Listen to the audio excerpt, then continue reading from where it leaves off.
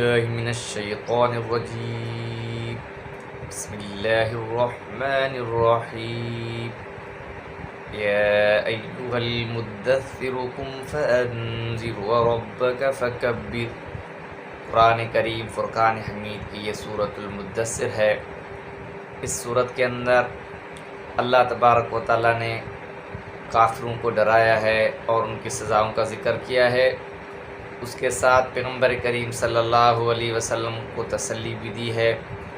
سب سے پہلے اللہ نے اپنے پیارے نبی حضرت محمد صلی اللہ علیہ وسلم کو ایک مخصوص لقب کے ساتھ پکارا ہے، جس طرح سورۃ المزمل کے اندر فرمایا یا ایھا المزمل اور یہاں فرمایا یا ایھا المدثر، اے چادر اوڑھنے والے۔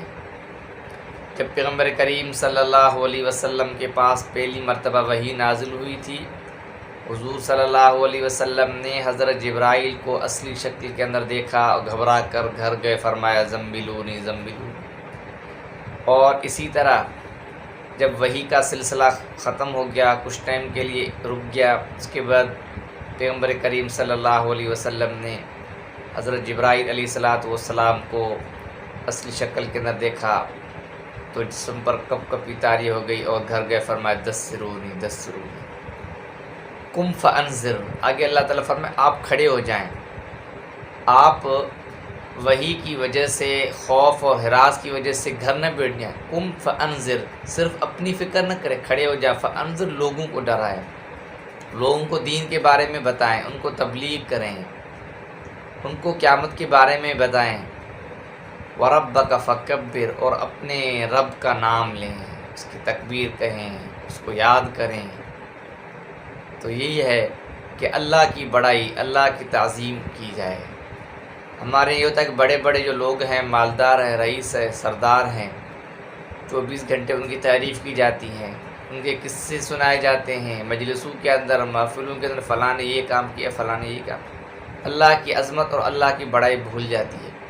اسی مجلس کے اندر بھی اگر کوئی اللہ اور اللہ کے احکام کی طرف توجہ کرے تو پھر اسے حقارت کی نگاہ سے دیکھا جاتا ہے، اور یہی ہماری کمزوری ہے۔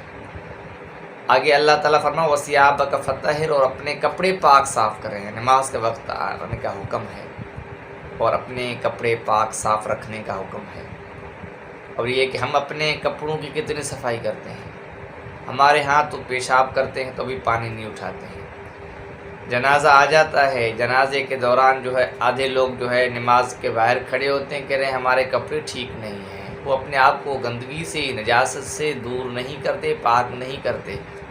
اور نماز کے لیے یہی کہ سب سے پہلے انسان کا جسم، اس کا لباس پاک ہونا چاہیے۔ وَالرُّجْزَ فَاهْجُرْ، اور گندگی سے دور رہیں۔ اس سے مراد عقائد کی گندگی ہے۔ انسان کے جب عقیدے خراب ہوں گے تو پھر وہ گندہ ہے، عقیدہ درست ہے تو انسان صحیح ہے۔ تو فرمائیں نجاست سے، گندگی سے اپنے آپ کو بچائیں۔ اور اس سے مراد انسان کی جسمانی بھی ہے کہ جسمی طور پہ بھی وہ جو اپنے آپ کو گندگیوں سے محفوظ اور پاک رکھے۔ وَلَا تَمْنُن تَسْتَكْثِرْ، آگے اللہ تعالیٰ احسان مت کرو کثرت منفعت کی وجہ سے۔ جس طرح دنیا کے اندر لوگ کسی کے اوپر احسان کرتے ہیں، اس سے اس کا مفاد ہوتا ہے، خود غرضی ہوتی ہے کہ کل بھی میرا کام ہے۔ پیغمبر صلی اللہ علیہ وسلم نے قیامت کے دن وہ شخص جس نے المنان، لوگوں پر احسان کر کے احسان کو جتلایا ہے، قیامت کے دن اللہ تبارک و تعالیٰ ان کو پاک اور صاف نہیں کریں گے۔ تو فرمائیں تو زیادتی کی وجہ سے، منفعت کی وجہ سے، لالچ کی وجہ سے احسان مت کریں کہ میں احسان کر رہا ہوں اور اس سے مجھے منفعت اور فائدہ حاصل ہوگا۔ وَلِرَبِّكَ فَاصْبِرْ، کہ پیغمبر آپ اپنے رب کی وجہ سے صبر کریں۔ یہ کافر یا مشرک جب آپ ان کو دین کی دعوت دیتے ہیں، دین کی طرف بلاتے ہیں، تو یہ آپ کو مختلف القابات سے پکارتے ہیں، آپ کو طنز کرتے ہیں، تنقید کرتے ہیں، تو آپ ان کے بدلے میں کیا کریں؟ صبر کریں۔ آگے اللہ تعالیٰ ان کا ذکر کر رہا ہے قیامت کا، فَإِذَا نُقِرَ فِي النَّاقُورِ، جب ناقور کے اندر سور پھونکا جائے گا۔ ناقور ایک سینگ کی طرح کھوکھلی چیز ہے، اس کے اندر جب فرشتہ سور پھونکے گا تو دنیا کے اندر تمام چیزیں ختم ہو جائیں گی۔ اور وہ دن کیا ہوگا؟ یومئذ یوم عسیر، یہ دن بہت سخت دن ہوگا، مشکل دن ہوگا۔ علی الکافرین غیر یسیر، جو منکر ہیں ان کے اوپر یہ دن آسان نہیں ہوگا، ان کے لیے بہت مشکل ہوگا۔ آگے اللہ تبارک فرماتے ذرنی ومن خلقت وحیدا، ذرنی مجھے چھوڑیں، ومن اور اس کو خلقت وحیدا جس کو میں نے اکیلا چھوڑا ہے۔ یہاں سے ولید بن مغیرہ کے بارے میں ذکر کیا جا رہا ہے۔ یہ اس وقت جب پیغمبر صلی اللہ علیہ وسلم دین کی دعوت دیتے، تبلیغ کرتے تھے، اس وقت کے حساب سے بہت بڑا رئیس اور مالدار تھا، دنیا کی نعمت اس کے پاس تھی اور ہٹ درمی تھی اس کے اندر۔ جب پیغمبر صلی اللہ علیہ وسلم نے اس کو یہ نصائح بتائیں، دین کی دعوت کی تبلیغ دی، اللہ تعالیٰ فرماتے وَجَعَلْتُ لَهُ مَالًا مَمْدُودًا، اس کو میں نے وافر مقدار کے اندر مال عطا کیا تھا۔ وَبَنِينَ شُهُودًا، اور مجلس کے اندر اس کے بیٹے تھے، حاضر ہوتے تھے، اتنی مالداری تھی کہ وہ اس کے بیٹے فارغ ہوتے، جو آنے جانے والے ہوتے تھے اس سے ملاقات کرتے، مجلسوں کے اندر حاضر ہوتے تھے۔ ایک زیادہ بیٹے بھی زیادہ تھے، بعض مفسرین فرماتے 13 بیٹے تھے۔ وَمَهَّدتُّ لَهُ تَمْهِيدًا، اور ہر قسم کی دنیاوی آسائش کے سامان اس کے لیے اللہ نے آسان کر دیے، مہیا کیے، ہر چیز اس کے پاس تھی۔ چاہیے یہ تھا کہ اب نعمت اس کے پاس تھی، وہ خدا کی طرف آ گئی۔ ثم يطمع، جس کے پاس جتنا زیادہ ہوتا ہے وہ چاہتا ہے میرے پاس اس سے زیادہ بڑھ کر آ جائے۔ ایک انسان کی حرص ہے، طمع ہے۔ اللہ تعالیٰ فرماتے ہیں وہ یہ طمع کرتا ہے کہ اور زیادہ ہو جائے۔ قیامت کا اس کو یقین نہیں تھا، اللہ تعالیٰ ہرگز نہیں، انہ کان بآیاتنا عنیدا، ہماری آیتیں اس کے پاس پہنچی تھی اور وہ مخالف کرتا رہا، عناد کے اندر تھا۔ سأرہقہ صعودا، اس کو بڑی چڑھائی کے اندر چڑھا دیا جائے گا، اس کی پکڑ سخت ہوگی۔ انہ فکر، کہ پیغمبر صلی اللہ علیہ وسلم نے ان کو دین کی دعوت دی، تبلیغ دی، خوف کے بارے میں بتایا، قیامت کے بارے میں بتایا۔ انہ فکر، سننے کے بعد اس نے غور فکر کیا، وقدر، اور اپنا اندازہ ایک بتایا۔ فقتل کیف قدر، اللہ تعالیٰ قتل کیا گیا، ہلاک کیا گیا وہ شخص، کیسا اس نے اندازہ لگایا۔ قیامت کے بارے میں اس کا ایک اپنا منشور تھا۔ ثم قتل، پھر قتل کیا کیف قدر، اس نے اپنا اندازہ کیسا ٹھہرایا۔ ثم نظر، اس نے غور فکر کیا۔ ثم عبس وبصر، اور پھر ترش رو ہوا، منہ چڑھایا، تیور بدلے۔ ثم ادبر، اور پھر حقائق کو سننے کے بعد اس پر عمل کرنے کے بجائے ثم ادبر، اس نے پیٹھ پیچھے کر لی، واستکبر، غرور کیا، منہ موڑ کر چلا گیا۔ فقال ان ھذا الا سحر یؤثر، جس کو اللہ نے اتنی دنیا کی نعمتوں سے نوازا، آیا اکیلا تھا، پھر اس کو مال، دولت، اولاد سب کچھ دی، اور آخر میں جب پیغمبر صلی اللہ علیہ وسلم کی نصائح سن کر اس نے کیا کہا، ان ھذا الا سحر یؤثر، یہ ایک جادوگر ہے، ان کی باتیں ہیں جو نقل در نقل چلتی آ رہی ہیں۔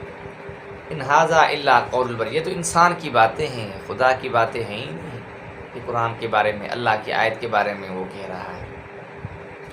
اللہ تعالیٰ فرماتے ہیں سأصلی سقر، عنقریب اس کو داخل کر دیا جائے گا سقر کے اندر۔ یہ سقر جہنم کے ایک طبقے کا نام ہے۔ یہ پیغمبر وما ادراک ما سقر، آپ کو کیا معلوم سقر کیا ہے؟ لا تبقی ولا، نہ باقی رکھے گا نہ چھوڑے گا، اسے لا یموت ولا یحییٰ۔ اللہ تعالیٰ قیامت کے بارے میں لوگوں کا ذکر کرتے ہیں کہ وہ اس دنیا قیامت کے اندر اس حالت میں ہوں گے کہ نہ بچ سکیں گے، نہ مر سکیں گے، اور نہ اچھی زندگی بسر کر سکیں گے۔ تو یہ کہ لا تبقی، نہ باقی رہ سکیں گے اور نہ ہی جو ختم ہو سکیں گے، ایسی ان کی المناک زندگی ہوگی، نہ مر سکیں گے اور نہ ہی وہ زندہ رہنے کے قابل ہوں گے۔ لواحۃ للبشر، اور یہ انسانوں کو جلا دینے والی ہوگی، جلسہ دینے والی ہوگی۔ علیہا 19، 9 فرشتے، 19 فرشتے مقرر ہیں۔ وما جعلنا اصحاب النار الا ملائکۃ، جہنم کے اندر اللہ تعالیٰ فرماتے ہیں ہم نے نگہبان فرشتوں کو ہی بنایا، ایک روحانی مخلوق ہے، اللہ نے اس کو اتنی بڑی طاقت دی ہے فرشتوں کو کہ انسان سوچ بھی نہیں سکتا۔ وما جعلنا عدتهم، آگے اللہ نے 19 کا ذکر کیا، فرمایا یہ 19 کی تعداد کیا ہے؟ فتنۃ للذین کفروا، جو منکر ہوئے ہیں، جنہوں نے کفر کیا، ان کے آزمائش کے لیے ہم نے 19 فرشتے کی تعداد متعین کی ہے۔ لیستیقن الذین اوتوا الکتاب، تاکہ اہل کتاب والوں کو یقین ہو جائے، ان کی کتابوں کے اندر بھی ہم نے 19 کی تعداد رکھی تھی، اور جو اپنی کتابوں کے اندر انہوں نے پڑھا تاکہ ان کو یقین ہو جائے، جب وہ دیکھیں گے 19 محفوظ فرشتے وہاں پہ قیامت کے بارے کے اندر ہوں گے، جہنم کے اندر ہوں گے۔ وَيَزْدَادَ الَّذِينَ آمَنُوا ایمانا، تاکہ جنہوں نے ایمان لایا ان کے ایمان کے اندر بھی اضافہ ہو جائے کہ ہم برحق ہیں۔ ولا یرتاب الذین اوتوا الکتاب اہل کتاب اور جنہوں نے ایمان لایا ان کو کوئی شک بھی نہ ہو، کیونکہ دنیا کے اندر تو انہوں نے سنا تھا، اب آخرت میں جب دیکھیں گے۔ وَلِيَقُولَ الَّذِينَ فِي قُلُوبِهِم مَرَضٌ، اور جن کے دلوں کے اندر مرض ہے وہ اور وہ جو کافر ہیں وہ کہیں گے ماذا اراد اللہ بہذا مثلا، اللہ نے جو یہ مثال دیے اس سے اللہ تعالیٰ کی ارادہ کیا ہے، کس وجہ سے مثال۔ کذالک یضل اللہ من، اسی طرح اللہ تعالیٰ گمراہ کرتا ہے اس کو جس کو چاہتا ہے، جس کو راہ ہدایت پر لے آتا ہے۔ اب اللہ تعالیٰ نے اپنے پیغمبر کے ذریعے سے لوگوں پر چیزیں واضح کر دی ہے، اب جس کی مرضی ہے جو چاہے اپنے راستہ اختیار کرے، ہدایت کا یا گمراہی کا، پھر اس کے مقابلے میں اس کا انجام جنت اور جہنم ہوگا۔ وما یعلم جنود ربک الا هو، اپنے اللہ تعالیٰ فرماتے ہیں اللہ تعالیٰ کے جو لشکر ہیں اس کو اللہ ہی جانتا ہے۔ وما ہی الا ذکریٰ للبشر، اور یہ انسان کے لیے ایک نصیحت ہے کہ انسان اس سے سبق حاصل کرے۔ اس کے بعد اللہ تعالیٰ رد فرما رہے ہیں کہ ولید بن مغیرہ نے فرمایا یہ تو جادوگر کی کہانی ہے جو در نقل ہم سنتے آ رہے ہیں، اللہ تعالیٰ ہرگز نہیں، یہ کہانی نہیں ہے، اللہ تعالیٰ کی قسمیں کھا رہے، والقمر چاند کی قسم، واللیل جب رات کی قسم جب وہ رات چھا جائے، والصبح اذا اسفر قسم صبح کی جب وہ روشن ہو جائے، اجالے کے اندر آ جائے، یہ تین بڑی قسمیں اللہ نے کھائی، دن کی، رات کی اور چاند کی۔ انہا لإحدی الکبر، یہ بڑی خبروں میں سے ایک ہے، جس سے مفسرین لکھتے قیامت ہے، قیامت کے بارے میں اللہ ذکر کر رہے ہیں۔ بعض مفسرین لکھتے اس سے مراد حضور کریم صلی اللہ علیہ وسلم، جنون نے اپنے قوم کو بتایا پھر قوم نے جھٹلایا، تو یہ نبی برحق ہے اور ایک بہت بڑی نشانی ہے۔ اور قیامت کے بارے میں بھی ہے کہ پیغمبر صلی اللہ علیہ وسلم نے قیامت کے بارے میں ان کو ڈرایا۔ نذیر للبشر، یہ انسان کو ڈرانے والی، لمن شاء منکم ان یتقدم او یتأخر، اب تم میں سے جو چاہے اپنے لیے جو آگے بھیجے اور جو پیچھے چھوڑے، دنیا کے اندر نفسانی خواہشات کے پیچھے چلے یا یہ کہ آخرت کی فکر کرے اور حلال حرام کی تمیز کرے، حق اور ناحق کے اندر فرق کرے، گناہوں سے اپنے آپ کو بچائے، یہ اس کی اپنی مرضی ہے جو زندگی بسر کرے۔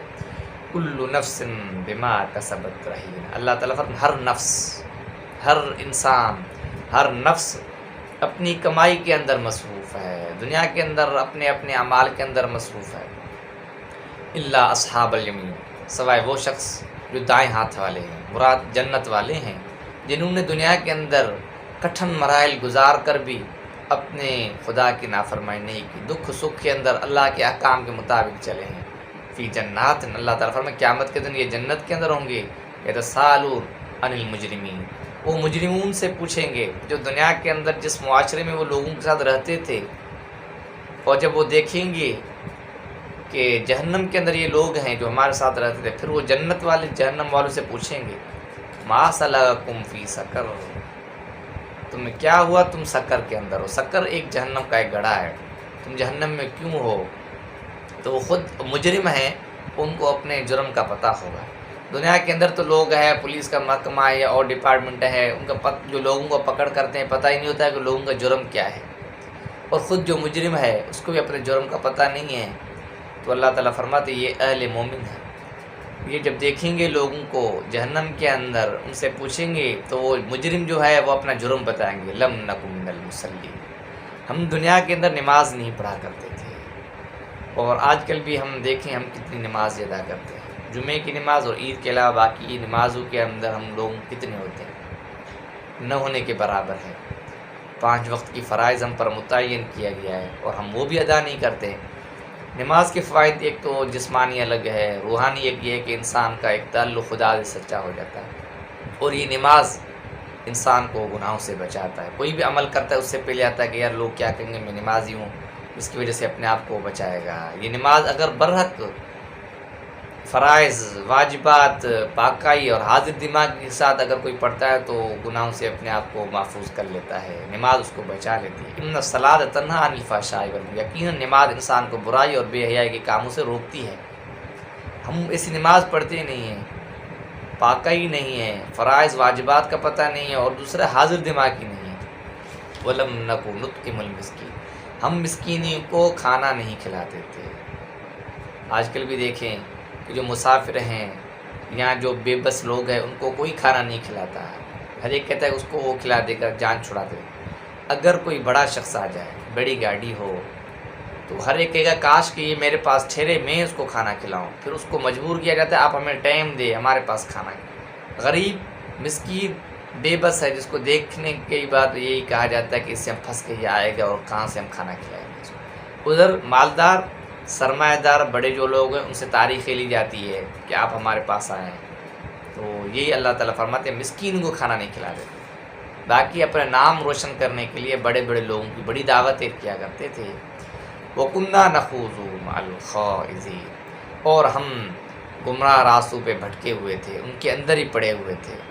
وَكُنَّا نُكَذِّبُ بِيَوْمِ الدِّينِ، اور ہم قیامت کو جھٹلاتے تھے.